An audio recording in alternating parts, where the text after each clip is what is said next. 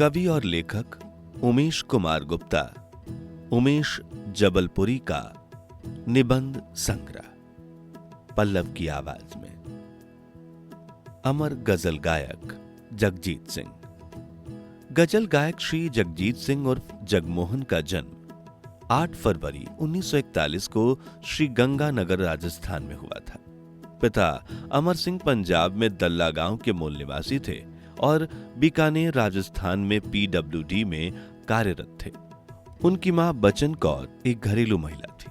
उनका बचपन तंगहाली में बीकानेर में गुजरा और उनके द्वारा संगीत की प्रारंभिक शिक्षा पंडित छन्नूलाल शर्मा से ली गई। 6 साल बाद उस्ताद जमाल खान से शास्त्रीय संगीत की तालीम प्राप्त की। कॉलेज के दिनों से ही भीड़ के सामने गाने की शुरुआत हुई और डीएवी जालंधर कॉलेज से स्नातक डिग्री प्राप्त की। उन्हें आकाशवाणी में बी वर्ग के कलाकार की मान्यता दी गई थी। जगजीत सिंह के गायन को महत्व तब मिला जब उनके द्वारा 1962 में महामहिम राष्ट्रपति डॉक्टर राजेंद्र प्रसाद के सम्मान में गीत की रचना और गायकी की।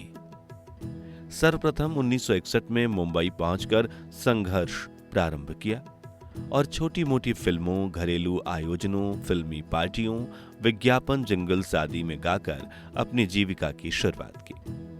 अपनी जीवनी बियॉन्ड टाइम में संघर्ष के दिनों का जिक्र है।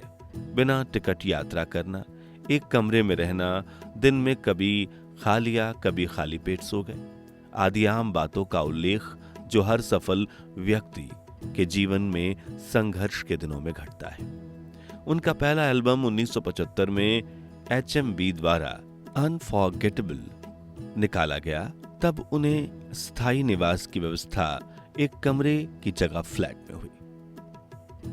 फरिश्तों अब भी सोने दो की तर्ज पर विदा होने वाले जगजीत सिंह ने फिल्मों में गीत गाए और फिल्म साथ साथ मिर्जा गालिब और अर्थ के गाने के साथ संगीत भी दिया। गजल गायकी में परंपरागत छवि से हटकर काम किया और आशिक, इश्क, सुरा सुंदरी, मैखाना की सीमाओं से गजल की सीमा को तोड़कर जिंदगी के विभिन्न विषयों और पहलू पर गजल गायकी की। गजल जो दरबार, हवेलियों, इज्जतदारों, शानो शौकत वाले लोगों की जागीर थी, उसे आम आदमियों की जिंदगी से जोड़ा। यही कारण है कि एक आम आदमी भी फुर्सत के क्षणों में चाय पीते समय पर्दा उठा जरा साकिया का लुत्फ उठा सकता है।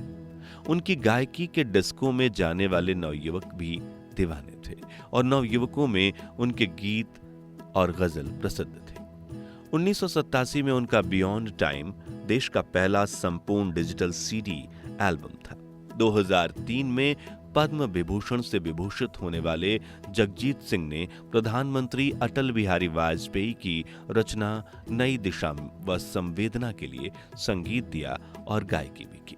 उनके प्रसिद्ध एल्बम अ माइलस्टोन 1980, मैं और मेरी तन्हाई 1981, the latest 1982, beyond time 1987, Mirza Ghalib 1988, शेषन black magic 1988, ghazal forms films 1989, memorial Chitra and Jagjit 1990, somewhere 1990, hope 1990, Sajda 1990, Kahkashan 1991-92, in search 1992, face to face 1993, your choice 1993, Chirag 1993, desires 1994, insight 1994, mirage 1995, unique 1996, come alive 1998, love is blind 1998, Silsile 1998, come alive 1998, मरासिम 1998, आईना आदि हैं। वे संसद के केंद्रीय कक्ष में प्रस्तुति दिए जाने वाले दुनिया के उन चंद गजल गायकों में से हैं जिन्होंने होठों से छू लो को गाकर अपने गीतों को अमृतत्व प्रदान कर दिया। तुम्हें देखा तो ख्याल आया, तेरे खुशबू से भरे खत गंगा में बहाया हूँ, बहते पानी में आग लगाया हूँ, सरकती जाए रुख से नकाब आहिस्ता आहिस्ता, तुम इतना जो मुस्कुरा रही हो, क्या गम है जिसको छुपा रही हो। जैसे अमर गीत के गायक की गायकी में जिंदगी के सभी रंग शामिल थे। जहां उनकी गजल कागज की कश्ती, बारिश का पानी बचपन की याद दिलाती है, वहीं तुम जो इतना मुस्कुरा रहे हो, क्या गम है जो छुपा रहे हो, उससे मन की बातों को प्रकट करने वाले और चिट्ठी ना कोई संदेश, कहां तुम कहे, दर्द भरी गजलों से अपने अतीत को याद कराने वाले जगजीत सिंह ही हैं। राम और मां गाने वाले उनके सीडी और एल्बम ने बिक्री के कई रिकॉर्ड तोड़े। उनके द्वारा सूफियाना अंदाज में गाए गए धार्मिक भजन ईश्वरीय अनुभूति प्रदान करते हैं और भक्त तथा भगवान से सीधा संबंध जोड़ते हैं। कबीर के भजनों को जगजीत सिंह ने अपनी दिलकश गहरी पुरशोज आवाज में गाकर दोहा, शब्द, साखी में चार चांद लगाए हैं। 1990 में एकमात्र पुत्र विवेक की दुर्घटना में मृत्यु हो जाने के बाद उनकी गायकी में आध्यात्मिकता के दर्शन देखने को मिले, जो गुरुबाणी, मन जीते जगजीत, राम, मां आदि सीडी में गाए भजन सुनने में समझ में आता है। जगजीत सिंह ने केवल धर्म, दर्शन, ज्ञान संबंधी गजलें गाई, बल्कि सामाजिक चेतना, उत्थान वाली गजलें भी गाई हैं, जैसे राशन की कतारों में नजर आता हूं, मुझे जीने दो, ना कोई हिंदू ना कोई मुस्लिम। इसके साथ ही साथ देश की अखंडता और एकता को बढ़ाने वाली गजल अपने दोस्तों गुलजार, जावेद अख्तर, निदा फाजली के साथ मिलकर गाई है। जगजीत सिंह स्वयं रोमांटिक व्यक्ति थे।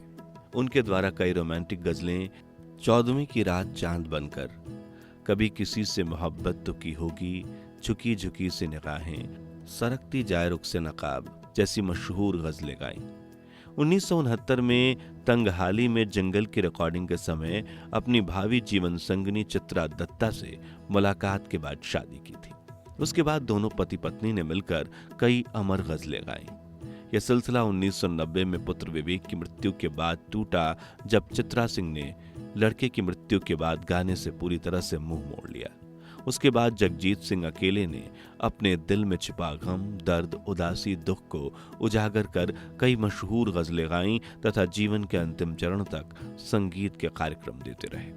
बहुत कम लोग जानते हैं कि चित्रा सिंह पूर्व से देवी प्रसाद दत्ता की विवाहिता थी। उनका एक रिकॉर्डिंग स्टूडियो था, जहां उनका परिचय जगजीत सिंह से हुआ और प्यार परवान चढ़ा। चित्रा सिंह ने बाद में तलाक लेकर जगजीत सिंह से शादी की। पूर्व में उनकी बेटी मोनिका थी, जो अब इस दुनिया में नहीं है।